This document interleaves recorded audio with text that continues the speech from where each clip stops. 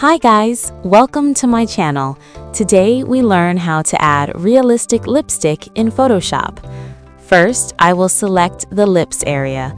I use pen tool.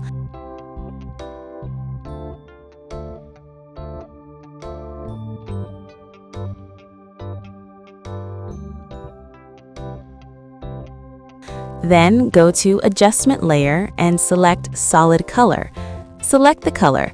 Change the mode Normal to Multiply. After that, I go to Properties option, select Layer Mask, and increase the feather. After that, double-click the layer, Blending option come. Then press Alt and click the point. We adjust the point.